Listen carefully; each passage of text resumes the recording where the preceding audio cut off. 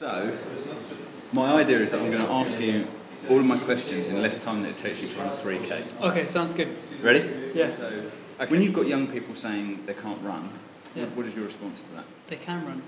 It's just a matter of sort of training and, nothing's easy, I guess. But, for me, it was through my PE teacher who spotted me, took me to a local running club. And then from there, I started to enjoy myself, hanging out with friends and stuff. And then from there, I wanted to be a runner rather than a football player. So how do we get more young people into athletics and sport in general? Just to make it fun, we don't have to. It's hard to always push kids into it, but you have to want it and you have to enjoy it. I guess for me, I remember when I used to compete Young McDonald's League, what they were doing was man of the match. Whoever get man of the match will get something like a Happy Meal or some voucher or something, and that's always exciting. You just want to try your best. So bribery. Well, yeah, it could be. I read that you used to get to go for a kick around. Kick around in the gym, yeah. Do you see yourself as a role model yet?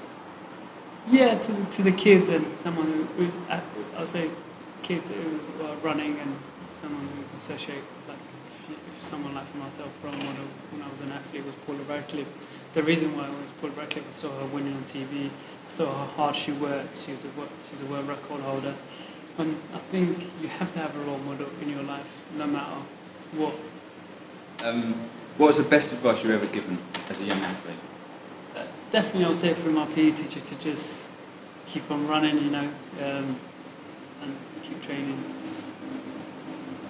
In terms of racing and training, I mean, watching you racing recently has been absolutely phenomenal. So how do you motivate yourself to race in the way that you are?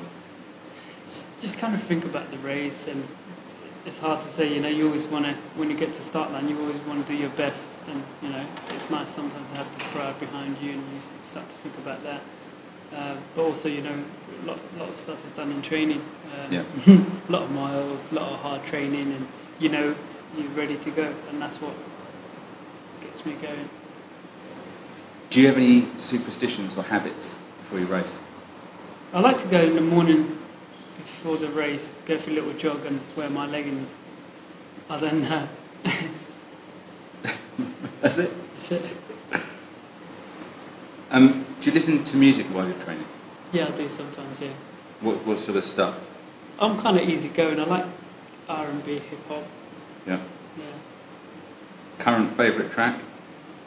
I'm a big fan of Canaan, Wave Your Flag. Do you remember that song in the World Cup? Yeah. That's probably one of my favourite songs. Sometimes listen to Dizzy Rascal, Tupac, I guess. And just something has a good beat. Yeah. So in terms of training, I guess things are different now that you're in Oregon, but what for you is your toughest session that you do? Everything is hard. I guess long intervals is always hard with Alberto, and me and Galen's always working hard. What would that be, long intervals? It's always different. Sometimes we do mile reps, sometimes we do K reps, sometimes we do long run. To go something like 17, 18 miles. And what's your most enjoyable session? Speed session. What would that consist of? 200s, 300, 400. Not many of them, maybe 6, 5 of them. What's been the best thing about the move to Portland and the whole Oregon project? Just making that change and having Alberto as a coach. It's great, and having a good training partner, Galen Rob, who's always there, and we just got on with training. It's very easy going, so it's nice to have that group. Yeah. And your proudest achievement to date? It's hard to say. I'll definitely say Barcelona was really important. Just being on the podium, hearing the national anthem twice, that was awesome. Yeah. Do you have I was hearing about your finishing, was it recently you finished a race and then you and Galen were just straight out on the track doing laps, cooling down? Yeah. No one was expecting you to be off eating ice cream. Yeah, but sure. Do you have a favourite post-race reward? Always like to go for a nice meal afterwards. My favourite probably is Nando's. You tweeted last night about that. Yeah, While I was in Nando's writing these questions. Are you serious? What did you get? Well, I did tweet it back. Okay, so if you could go back in time and race anyone in history, who would it be and why?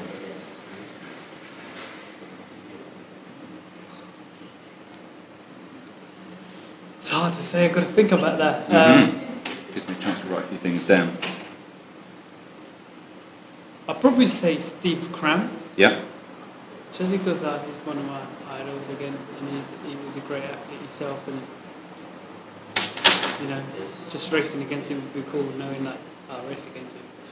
Would you win? Nah. Yeah, you would. I wouldn't. It's around 3:29. Could you give me 3 pieces of advice for people serious about their running? Guys that are looking to achieve. Yeah. You know, you have to get out where you're comfortable at, you know. Sometimes, like for myself, like going to Oregon was the best thing for me. I could have easily stayed in London, be comfortable, had a nice house, family, and ring out. So sometimes it's not. You have to make some sacrifices. Yeah. And keep working hard. And just enjoy it, really. You know, you have to enjoy what you're doing. Otherwise, it's like it's hard. You know, I don't see as running as like part of my job. Anything else is a hobby. It's something I enjoy. It's something I enjoy. It's something I enjoy. It's something I enjoy. It's something I enjoy.